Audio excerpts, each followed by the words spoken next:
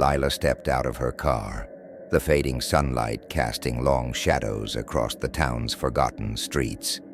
The air was thick with mist, and the overgrown wisteria vines swayed eerily in the breeze. Approaching the mansion's iron gates, Lila hesitated. They loomed high, rusted and covered in wisteria, almost as if they were alive, whispering ancient secrets in the wind. Lila pushed open the creaking doors of the mansion. Darkness swallowed her whole, and the scent of decaying wood and sweet wisteria blooms filled the air. The hallway was lined with portraits, whose eyes seemed to watch her. Faint whispers echoed off the walls, sending a shiver down her spine. On a dusty desk lay an old diary, its cover worn and fragile. As she flipped through, the final entry warned, "Beware the Hollow." In the room of cracked mirrors, Lila's reflection twisted and warped.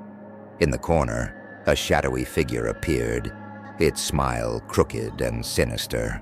She spun around, but the figure was gone. The air grew colder, and a feeling of being watched settled over her. Suddenly, she heard footsteps echo behind her, but when she turned, no one was there. The whispers grew louder. She entered a vast library, shelves filled with books that seemed to watch her. A whisper brushed past her ear. "You shouldn't have come."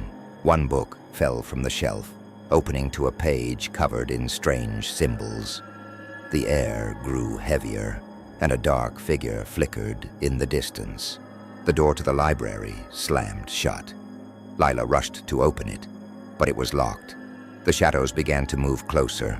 A shadowy figure materialized, its form flickering, eyes like dark voids staring into Lila's soul. It whispered her name. Lila stumbled backward, her hand finding a hidden latch. A passage opened in the wall, revealing a staircase spiraling downward. The staircase was narrow and steep. The further she descended, the colder and darker it became, whispers echoing up from below. The cellar was vast, lined with old crates and barrels. The air was damp, and she could hear faint scratching from within the walls. On one of the cellar walls, words were etched, "Find the heart of the hollow." The shadows around her seemed to pulse. A heartbeat-like sound echoed through the cellar, and the shadows gathered into a swirling mass, forming something almost human. An old dusty mirror stood in the corner. Her reflection was wrong. It smiled back, eyes void of light. Lila ran up the stairs, desperate for escape. The door at the top wouldn't budge, and a cold hand brushed against her shoulder. The walls began to whisper, recounting stories of those who had come before and never left. Lila knew she was running out of time. The shadowy figure appeared fully, eyes glowing with ancient power. It asked, "Why are you here?" Its voice echoed with the cries of the forgotten.